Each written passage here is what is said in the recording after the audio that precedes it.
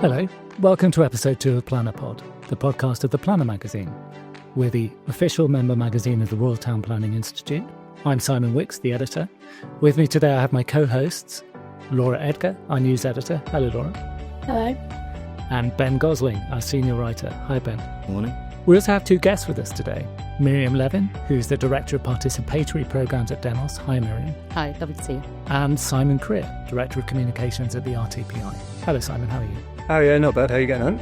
Not bad, not bad. Thank you very much for joining us both. We'll be talking with Miriam and Simon in a while about a new report that's been published, co-produced by Demos, the think tank Demos, and the Royal Town Planning Institute. It is called The MIMBY Majority, How to Unlock House Building with Early and Representative Public Participation in Planning. So that's something to look forward to in a few minutes. But first, we're going to do our planner picks. We've got a new issue of the magazine out. It's got a wonderful photo on the cover of the environmental and planning barrister, Nina Pindham, with a barn owl sitting on her shoulder. We've been doing that over the last couple of months. We've also been doing quite a lot of other stuff. So we're going to go around, we're going to pick out our highlights from the last couple of months. Laura, what's been your highlight since we last recorded the podcast? Well, earlier this month, we hosted the Women of Influence reception at the Welcome Collection in London. It was great to see that many of our Women of Influence joined us to hear from a panel that was chaired by Victoria Hesson, who's the Chief Executive of Gladman Developments. She, alongside Artemis Ansell, and the Director of Planning and Regeneration at Lichfield District Council, and LWM Planning, and Nicola Bacon, the founder of Social Life, and Claire Pearce, the founder and director of Real Growth, spoke about disruptive women in planning. We think it went really well. It was really interesting, and the atmosphere was fun and friendly, and we all went to the pub afterwards to put the planning world to rights. Of course we did. And did we put the planning world to rights? Oh, well, I think there's probably room for improvement. Which we may be talking about in a few minutes. Indeed. So we're just working on the video, which will be available shortly. And you can view photos from the reception on the Planner website. Super. Thank you. Ben, your highlight. Well, I, with Simon, went to UKREiiF last week. It was my first time at UKREiiF and I had a great time. And you can read all our coverage from the event on the Planner website. Now, could you just explain what UKREiiF is? So UKREiiF is one of the UK's largest investment forums. So it's infrastructure, house building, planning, a lot of great speakers. And I had such a productive time. It got me thinking about a topic that we're going to talk about a lot today. Because UKREiiF is maybe the most significant concentration of planners, investors, government ministers, all in one place having this sort of giant conversation. And I think if we want to improve public understanding of planning, places like UKREiiF seem like a really good place to start. I was talking about this with Miriam before we started recording. And one of the things Miriam said was, you know, if you're on a panel at UKREiiF discussing a particular development, why not invite some members of the public that are going to be impacted by that development, you know? Invite them into the room, invite them onto the panel, just get them into the conversation. I think we can probably all agree with that. Thank you. Just a quick note, as Ben said, all of our content can be read on the Planner website. That's at www.theplanner.co.uk. Simon, I know that you wanted to raise something that you read in the magazine. Yeah, well, I it's a bit of naked institutional self-promotion, I'm afraid. But there's 2 items, actually, that I wanted to highlight. The first is the Hippodamus column, which is, of course, anonymously penned, and no one could possibly imagine who's writing that. But I think it's a really important piece because it allows the members who sort of are our raison d'etre to kind of understand where the institution is heading, what's going on, and have a bit of an insider take on what can often be an obscure sort of activities within Botolph Lane. And part of the point of that was around public engagement, making sure that people understand what's going on. So I think there's a double point there, which is, one, it is really important to engage with the public, but I'm sure we will unpick that further down the line. But equally, we as an institute really are trying to engage as much as we can with the membership. So obviously through the Planner magazine, Hippodamus is part of that. And, there's a two-way traffic there. So we're always happy to hear from people and, anything they want covered. And lastly, just a sneaky additional self-promotion. There is a brilliant article, which is hints and tips for the APC, for the chartership process. And I am sure, Simon, with your dynamism, you have a lot of young planners out there who are desperate to hear what's going on in the world. And I would absolutely point them towards those tips for the APC, because it's quite a daunting process by necessity, and we're helping to sort of try and demystify it as much as we possibly can. Excellent. If you want to read those tips, you'll find them in the RTPI section of the magazine, which is in the back half of the magazine. I said self-promotion, Simon. We're all for naked self-promotions. Yeah. Okay, so I think we've got a little thing developing here, which is very useful because it's going to be our major theme of the day. Ben has mentioned the need perhaps for greater public participation in planning-related discussions. Simon has raised awareness of the results of the Planner Jobs Career Survey, which is what he was referring to, in which we found that only 14% of RTPI planners feel that the public understands the purpose of planning. So I think this is a good point at which to bring in Miriam, who is one of the co-authors of the Demos report, which, as I mentioned before, is titled The MIMBY Majority. Miriam, did your findings sort of reinforce that point about the public not really being au fait with planning and planning processes? Yeah, absolutely. So we talk a lot, or there is lots of talk about MIMBYs, people who say no to planning and development in their backyard. But they're a really, really small proportion of the general public. And what we found through surveying work that we did for the report is that about 52% of people actually have no idea how to get involved in planning.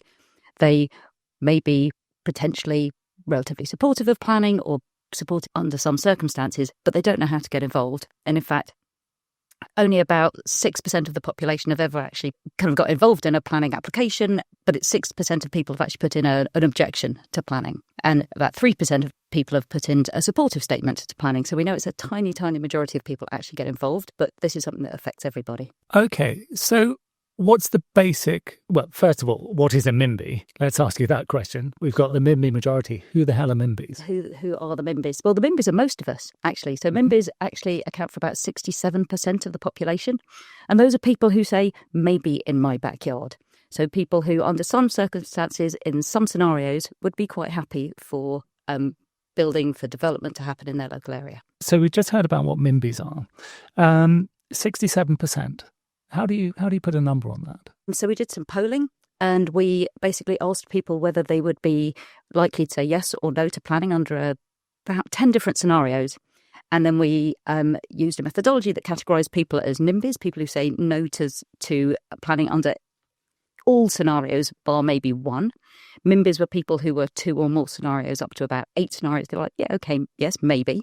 We'd be okay with that. And YIMBYs, yes in my backyard, are people who said yes under all circumstances, maybe bar 1 or 2. So I've read the report, and it goes into a little bit more detail about who these people are. And you get a tiny bit into sort of demographics, the kind of people who, for example, might be NIMBYs, the kind of people who might be MIMBYs. Can you talk about that a little? I mean, to some extent, this sort of confirmed my prejudices and my own feelings. And there was nothing really particularly surprising in the numbers. But what's interesting here is to have a figure put on it. Yeah. So I don't think it would surprise anybody to know that people who tend to say no to building, to planning in their backyard, are older, they're white, they're homeowners, they're wealthier.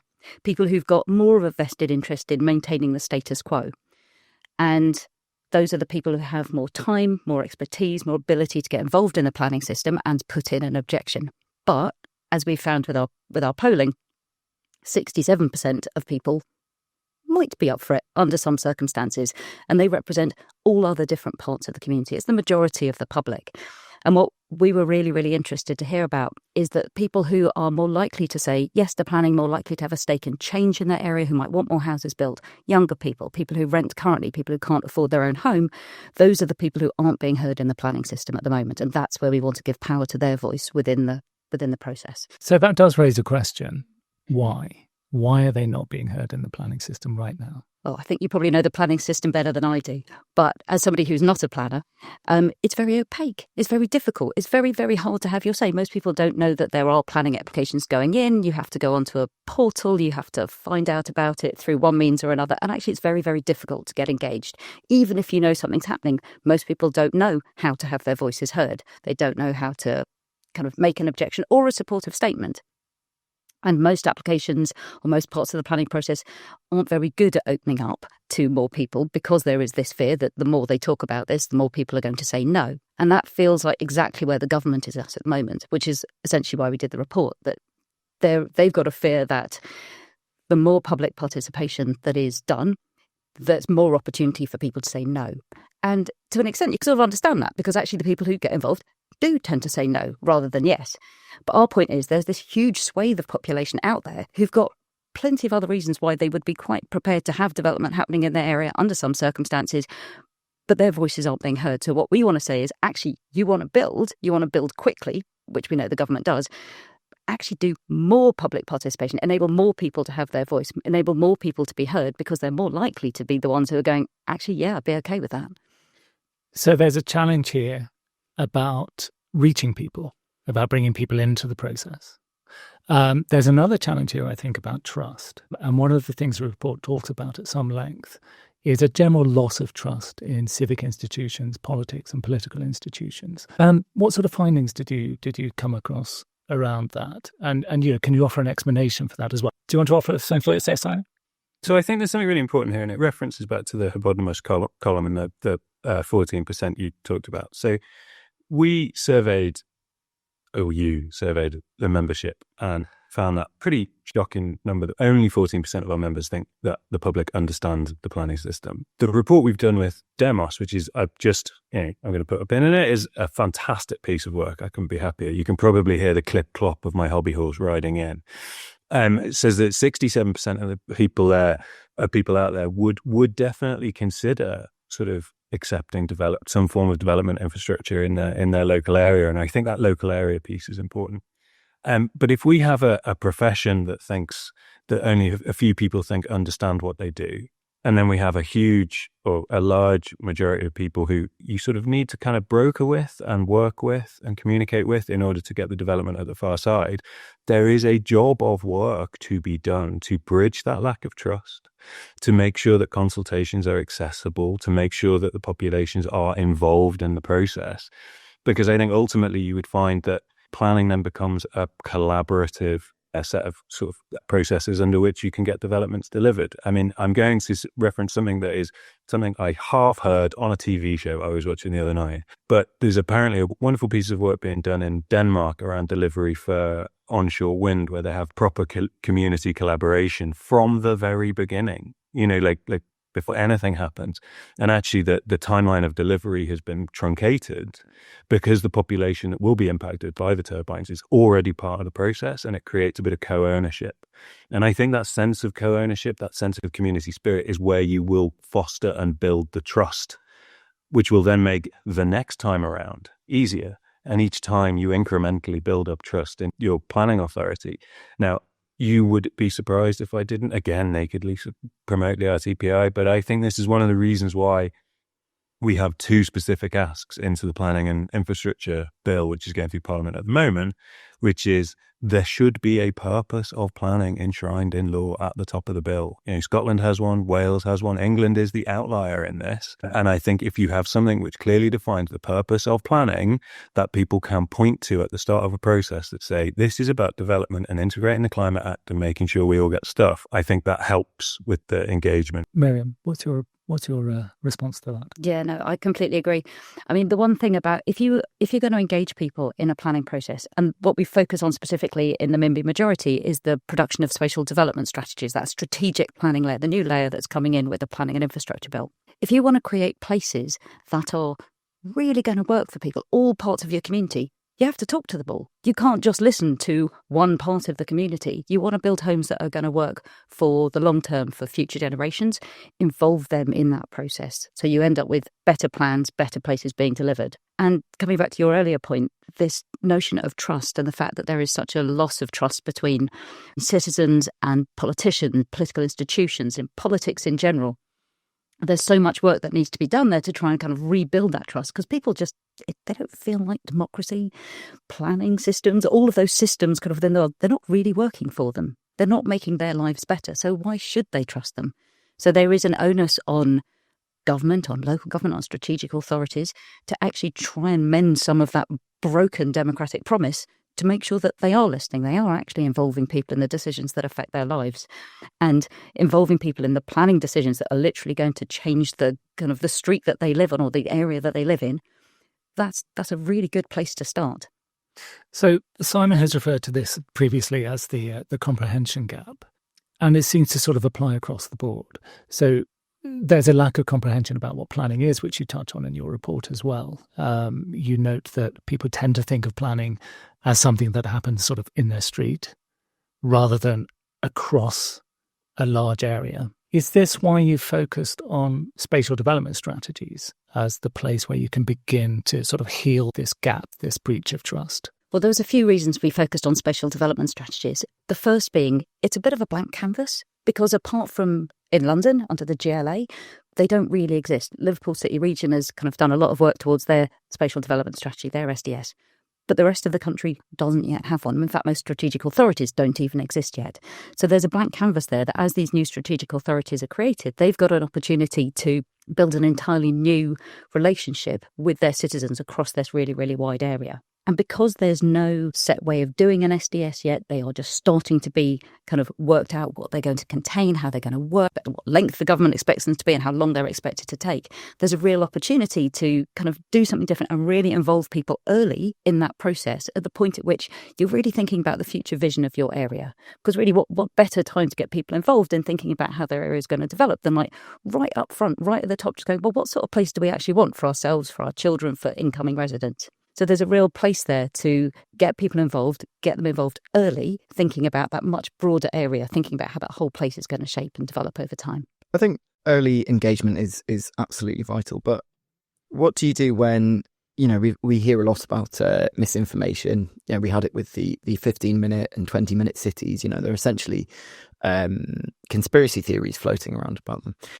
How do you deal with people approaching the planning system with a completely warped view of it? So it's really interesting. So we did a piece of work on low traffic neighbourhoods at Demos. We did it about a year and a half ago. And we looked at 3 different areas where there was huge amounts of mis and disinformation kind of being propagated around LTNs and why they existed in 15-minute cities. And actually, all the research that we did, all the conversations that we had on both sides of the debate in these particular areas, what it ultimately came down to was that there was an information vacuum and a trust vacuum. So people didn't trust their local authority. So the local authority was putting out a bit of information about it, but people don't trust them. And where there was a gap, where there wasn't much information coming out, it was being filled by a whole load of conspiracy theories and kind of mis and disinformation coming into the system. So we talked about that as the democratic chasm. It's like, what needs to be done about that? We have to help to rebuild trust in your local authority. And that's on the local authority or the local government or government in general to do that. There's a job that needs to be done to enable people. It's like you want people to trust you. You have to trust people by sharing the information, by having these conversations in the open, transparently, bringing people into the conversations and the decisions that you as local government and national government are making. Like, bring them in so they feel part of it, so they've got a stake and ownership over it. They're not just hearing information that is incorrect and misinformation, disinformation from other people.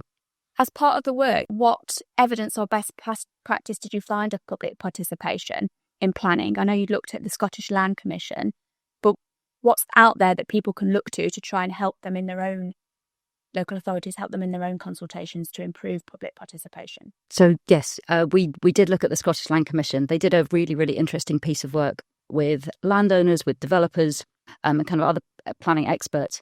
And they looked at whether involving people actually slows down or speeds up and how does it affect kind of planning decisions. And what they found is that rather than actually taking up more time and being something that slows down a planning application, all the developers who were surveyed said that actually if you bring the public into your process, if you actually get them involved in thinking about what this place is that you're going to develop, then it actually helps to kind of reduce objections because people have felt like they're part of the process. It helps avoid time-consuming delays.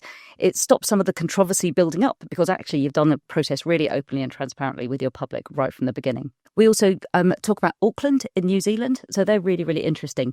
They involved local residents when they wanted to do their first city plan. They hadn't actually ever done a citywide plan before. It had always been in kind of local neighbourhood plans. And they wanted to do a city plan. And they right from the beginning, they brought in residents and businesses and local boards and Maori residents. And by doing that, they actually produced the fastest plan in any city in the world, according to New Zealand's local government minister at the time. He said that because they involved people, it actually made the process run much more smoothly, much more streamlined process and much more quickly because they took people's thoughts and desires and needs on board right from the beginning. And when people had issues with it and they had objections, they could be kind of thought about, worked through and mitigated by the time the plan actually came into being, which meant they got a huge amount of support for it. And it meant that housing delivery went up from 4,582 dwelling consents in 2012 to over 21,000 about 10 years later. So you mentioned there that Auckland were drafting their first plan. Perhaps in the UK we don't have that luxury of having a blank slate. How do we deal with quite a convoluted system of sort of competing local plans and national policy? Well, I think that's where the spatial development strategies are really interesting, actually, because they cover that kind of wider than the local area. Like, it's actually a number of local authorities together, aggregated together to think about, well, what are the cross-boundary issues? How do we build housing that's actually going to work across this much, much wider area? If it doesn't work in this particular local authority, we do have a need in the wider area. Where can it go? How do we look at infrastructure across boundaries? How do we look at transport across boundaries?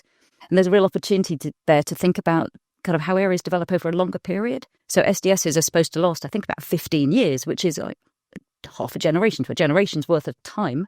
And that's a really good way of thinking about how a place is really going to change and adapt to changing needs. Simon, given what Miriam's saying here, does any of this sound familiar to you? Is this sort of thing you hear echoing through the chambers of the World Town Planning Institute? Yeah, usually when I'm shouting at people. But I think just wanted to pick up something that's really important there. And I think it's one of the reasons that we were keen to work with Demos on this. And they are looking at democratic involvement and community involvement across a whole suite of professions and across a whole suite of platforms. This is kind of one of their sort of, core kind of enterprises. And it really comes down to the sense that Simon, you and I have talked about it a lot. I talk to members about it a lot. Like, this planning is kind of where the rubber meets the road with a lot of this sort of public engagement. It's where a lot, people are very passionate about their local areas, and therefore they will get exercised by how that is changing, or they will, become sort of hyper engaged. But they become hyper engaged in a system that, as they probably don't really understand. And they've often been fed information, be it misinformation, disinformation, or just, accurate information that hasn't come from the local authority. It hasn't come from the primary source. It's come from someone who is already angry about the thing. And, you often see on the front page of a local newspaper, the headline, "Community Group Opposed to." Now, that shouldn't be the headline. That shouldn't be the first time anyone hears about this thing. They should be hearing in clear, well-drafted, well-distributed communications from the local authority or from the developer saying, look, this is what we are trying to do. And part of that first communication should be, and we are seeking your input. And then, and then we can process that back and play back what input that has had. Now, be that input on a sort of macro level, through sort of, citizens panels, all that kind of thing, or be it just, a supportive statement from someone down the road, they can't do that. They can't activate into that and start engaging in the planning process if it is written in language they don't understand, if it is hidden somewhere where they will never find it. So I think, there is a job of work for our members and, for you and I, Simon, to, champion this, which is to help people understand how to properly communicate the ideas that are going forward. And I think just sort of picking up on another thing Miriam said there with SDSs and sub-regional plans as a clean slate, I think they are to a degree, but we probably need to stop calling them SDSs. We probably need to stop referring to sub-regional plans. Or if we do, we need to start thinking of a way that we can say that in an accessible way for people to understand. I mean, bear in mind, one of my favorite and most disheartening statistics from back in my newspaper days is the average reading age of the UK is that of a 9-year-old. So, I mean, are we comfortable that our 9-year-old nieces and nephews or whatever would be comfortable understanding what a sub-regional plan is? I don't think they are. I mean, it took me about 6 months to work it out, to be honest. And then just... But what's your reading age, Simon? I think probably 3 or 4, to be honest, but we can move on. But I think just capturing some of the essence of what's being discussed here at the moment is we live and operate with a discretionary planning system. And we live and operate within a representative democracy. The discretion in the system is that of the population. And the representation in the democracy is supposed to be representing the population. Now, can we honestly look inside our souls and say that the way the system is currently operating is at the discretion of the population through a representative on their local authority? I'm not sure we can. But I think if we get the engagement and we get the consultation, and most importantly, we get the clear communication around these new combined authority plans, I think we might be able to, in 15 years, look back on ourselves and go, you know what? Liverpool City region, the people of Liverpool City region were collaborators in the entire development across Liverpool. But if you create the long-term narrative across the whole combined authority area, by the time you get to the knotty issues, they're probably going to be on board anyway. Miriam. Yeah, I just want to pick up on that. So one of the things that we did in the report, in the MIMBY Majority, was to produce a model of what kind of good public participation could look like. And we thought about this in lots of different ways. But the first one, like you talk about how it's very difficult for people to get their heads around planning. Of course it is. Like the theory of it, thinking about the speculative development is very, very hard to consider. But the thing about spatial development strategies, it gives you the opportunity to ask just a really big, broad question that anybody can get their heads around. So we kind of thought about things like, what are your priorities for creating the best future for whatever strategic authority you're talking about? Or imagine the best possible kind of place in 15 years. What specific things need to have happened to have made it great? So anybody can answer those questions. These are something that, anyone go, do you know what? Actually, yeah, what we need is more housing or a better bus service or whatever it is, or more doctors, GP surgeries, whatever the needs are of the area. People can really think about that and get their heads around it. You just got to keep the first questions that you want to put out to as wide a kind of group of people as possible, like the majority of the population, try and reach, deeply into communities and get them to kind of add in their thoughts about, well, actually, what is the place that we want to create? What is the vision? And then obviously, like I've now kind of, particularly with Liverpool City region, kind of looked at their emerging spatial development strategy, and it is unbelievably complicated. There is so much technical stuff in there that I, as a non-planner, just look at that and go, I don't know what you're driving at. I don't know what you're trying to do here. But there is a way to bring people into those harder, technical, detailed policy questions. You just have to give them time, and you have to give them expertise, and you have to enable them to have the conversation. So yes, it is true that kind of average reading age is about 9 years old, which is a bit terrifying. But I also know, having done a lot of kind of deeper deliberative work with groups, is that actually you can take people on a journey through anything, the most technical, the hardest conversations about very, very difficult things. And they absolutely get their heads around it. They absolutely can think through, well, actually, what is best, not just for me personally, but for society as a whole? What's best for the common good? You just have to bring them to, like, a group of people together and give them time, give them expertise, give them training, give them more information so they can have a really, really deep, robust conversation about the sort of different difficult trade-offs that you have to make when you're thinking about planning for a new area. So you use this word deliberative, which is something that comes up in the report quite frequently. What does it actually mean? And how is that different from the kinds of consultation that we typically see in relation to planning applications or local plans and so forth? Sure. So a deliberative process is one that just gives people time and space to be able to think about something deeply. And it brings together a group of people who are representative of the wider public, usually in terms of demographics and political persuasion, bring them together and give them the time and space to learn, to talk to each other and have those really, really deep discussions. The deliberation is just a really deep discussion that allows you to not just kind of skim across the surface of an issue, but really think about, well, actually, if we want more housing, well, there's some trade-offs there because that's going to cost, or that's going to have an impact on the environment, or that's going to mean that there's more people here, therefore there's more pressure on schools or GP surgeries. So therefore, what else needs to happen? So it just enables you to go deeply into a complex conversation. Isn't this what local authorities are for, though? To hold conversations or to make the decisions? To go through this process of deliberation, to think about all the trade-offs or the complexities of decision-making and make decisions. Absolutely. But you want them to make decisions with the most information that they can have kind of at their fingertips.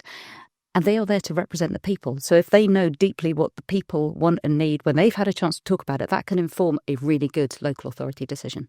So you refer to this in the report as a citizens panel. How would that work? I mean, how would you bring people together? Where would they find the time? How would you make sure it's got the right mixture of YIMBYs, MIMBYs and NIMBYs? So to construct a citizens panel that is properly representative of the local population, first you have to understand demographically, who is the local population? What is the breakdown in terms of age and gender and ethnicity and where they come from in the local area, how they voted, if they did vote at all in the previous election, what their attitudes are around development at the moment. And as long as you know that for the wider population, you can do a random but representative sampling process that enables you to draw off, I think we suggested about 24 to 30 people to cover the sort of strategic authority area, who would represent all the people within that area, because demographically they are a mirror image in miniature form in the room who cover all of that demography. And by bringing them in, well, for a start, you pay them for their time, because they are giving up their time and their expertise in order to help everybody create a plan that's going to work best for the local area. So it's about respecting their time and, paying for it and giving them the opportunity to shape something that's really going to matter to people. And whenever we've put out that invitation to people it said, you have been randomly selected to be part of this process, would you like to do it? A lot of people really do want to. And the idea is that it gets beyond the usual suspects. So it's not the people who would put their hand up, people like me. It's like, I love getting involved in local stuff. I am that person who always wants to go along to the meeting and have the conversation with the MP. It's not for people like me, because I've already got a voice. I know how to use the system. I know how to get my voice heard. It's for people who don't usually take part in that sort of process. And they could actually have an opportunity to shape something that's going to matter to a lot of people. But because it's complex, there's a lot of technical detail in something like creating an SDS. It is about giving people a decent amount of time over a number of sessions to learn what these things are and to learn what the challenges and the opportunities might be in putting together an SDS. So we've got representative there. You've talked about it being early in the process as well. One thing we do know from the Planning and Infrastructure Bill is that spatial development strategies are envisaged as having a single round of consultation after the draft has been produced, rather late for any kind of visioning or citizens panel process, almost just to say, do you like it or not? Yeah, and that's a problem, because exactly like Simon was saying, it's like if you present that at that point, what are people going to do? A, they're not going to probably understand it. They're not going to feel like they've been involved, and trust is already so low, they're probably going to reject it. And yeah, exactly as you say, the Planning and Infrastructure Bill just says, you can let people know that you have written this spatial development strategy and give them a chance to make representations. It's far too late at that point. Nothing's going to change. You might get a few tweaks around the edges, but that's not participation. That's not really giving people a stake in the future. So what we're suggesting in the report is that the Planning and Infrastructure Bill team, the Planning and Infrastructure Committee, produce secondary legislation guidance that actually says, if you want to do this well, if you actually want to hear what people have got to say, involve them in the visioning process, mitigate objections further down the line, so when you get to your local plans and your planning applications, you will have de-risked the process because you have involved people early on, actually produce the guidance, produce the tools and the ways in which strategic authorities can actually engage people and involve them so they know what they're doing. But put that guidance into secondary legislation, because that's the point at which people like planners and others within those teams are just going, okay, well, how do we do this? What does good actually look like? And actually give them the guidance and the support to be able to do that. Simon and Miriam, given the local authority resources crisis and issues they've got, what resources are going to be needed to affect meaningful participation? And do officers need training on meaningful participation and engaging the community? I mean, Laura, you know that I dream about resourcing a local authority planning departments. It's one of the RTPI's key issues. So this isn't being done with a sort of naivety that we can sort of load in another layer of responsibility into planning authorities. I mean, first of all, the sort of back half of the report that we're here to discuss, I mean, for want of a better word, would almost make an excellent cutout and keep guide to be the first piece of paperwork on the new combined authorities planning desk. And when we launched the report, what was sort of clear was, a lot of these combined authorities don't have planners yet. So resourcing is an issue there, and we recognise that.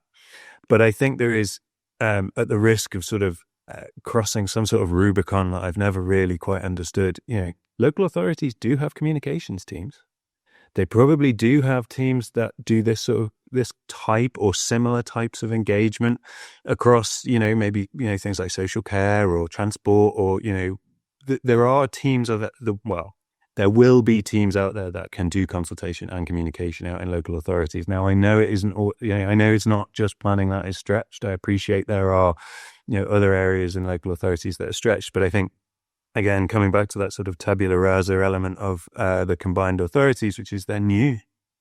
There's an opportunity to shape how they function and what they look like. And I think if we make a loud noise about that requirement for this level of public participation and citizen engagement, it should be there. And I think coming back again to the planning and infrastructure bill, it is a bit of a disappointment that they haven't put in more than one round of consultation. And we will be continuing to have that conversation. I think Miriam is right. We will argue for it to be more developed in secondary legislation.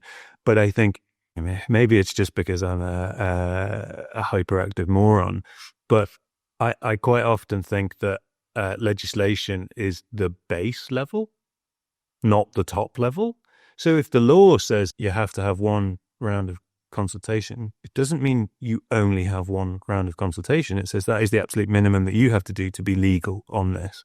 Now, I would recommend that if you want these spatial development strategies or local plans, if you put the effort in early, you go above and beyond the legal minimum requirement, you might find that you save money and time and resources further down the line. We do need to be very clear and remember that there is a difference between communication and consultation. They are not the same thing. One of them is sort of communication is a broadcast, an informing piece of work, but it's about transparency. Consultation is about involvement, seeking views, getting people involved. If you try and do those two things at the same time through the same effort, you will not get the result you want. And just before I close down, Ben raised the issue of the day earlier on, which is misinformation and disinformation. We would be naive to imagine that this isn't a problem. It is happening across multiple sectors, multiple arenas. It is happening in a sort of unmonitored environment across various WhatsApp groups. It's an absolute primary concern for a lot of professions.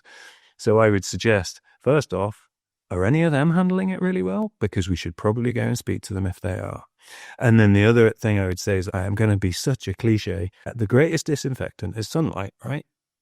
And you get sunlight through transparency. So if somebody is, let's say there is militating misinformation campaign about a low traffic neighborhood, what's the best way to solve that? Have a place where you can point anyone who's interested, anyone who's exercised, with a clear explanation of what is actually happening.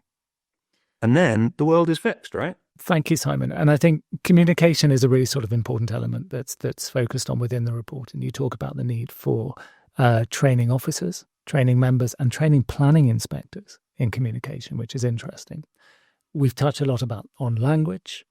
But at the heart of the report, as Simon hinted at, is this effectively a how-to guide at the end, how to do it, how to conduct your consultation.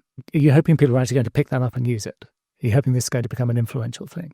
I would very much hope so. And actually, just very quickly touching on something that Simon was just picking up on there about the fact that you've got engagement and communication teams and you've got planning teams. So we did a lot of work speaking to Liverpool City Region as we were doing this report. And where their process worked absolutely brilliantly is that their teams worked hand in glove. So their engagement teams and their planning teams really worked together and they really understood what each others were doing, because actually planners with the best will in the world, and you can correct me if I'm wrong, might not always be the very best at communicating and talking about and involving people in their work. And engagement professionals might not always be really good at understanding what planning is, but bring those two skills together and train them in order to be able to understand those complementary fields. You can get something really good happening. So that's one of the recommendations, that just train people so they can do that, both engagement and participatory job and communication job really well.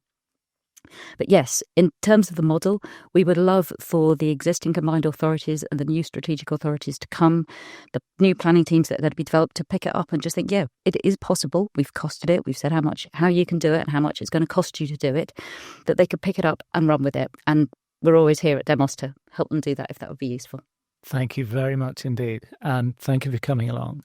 So that's the MIMBY Majority, How to Unlock House Building with Early and Representative Public Participation in Planning.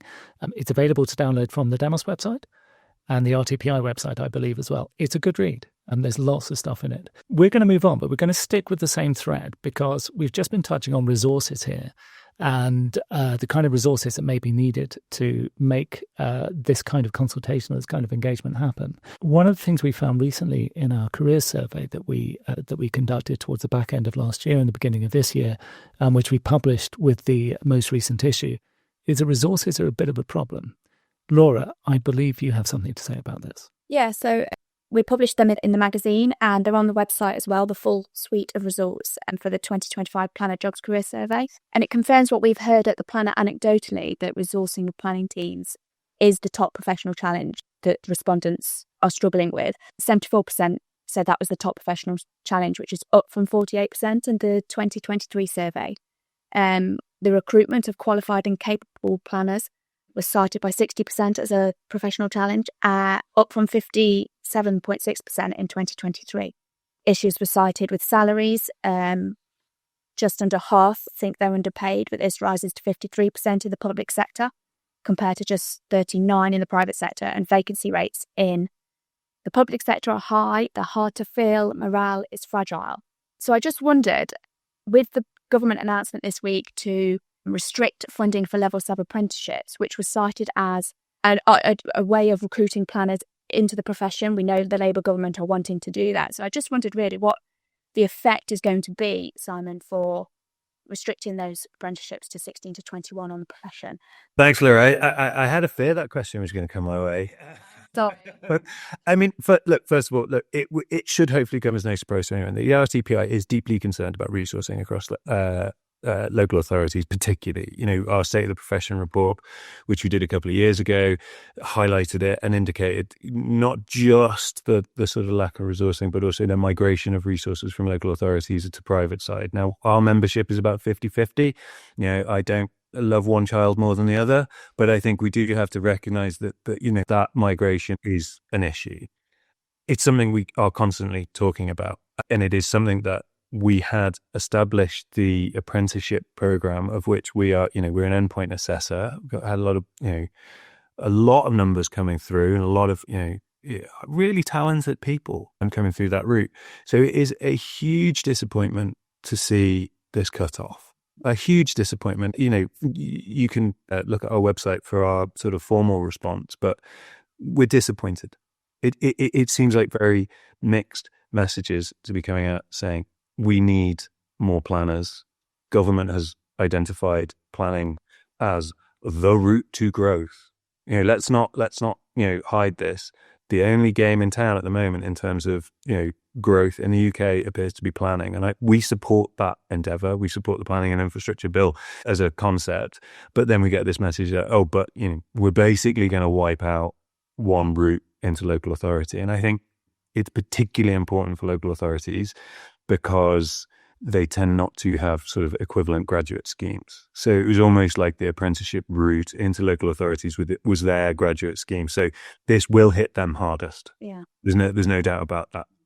And I think that the commitment for 300 planners from the government, we welcome more planners. We're not going to say, put them back behind the couch wherever you found them. But 300 is a questionable number. And I think if you take the apprentices out, you've basically zero-summed it completely.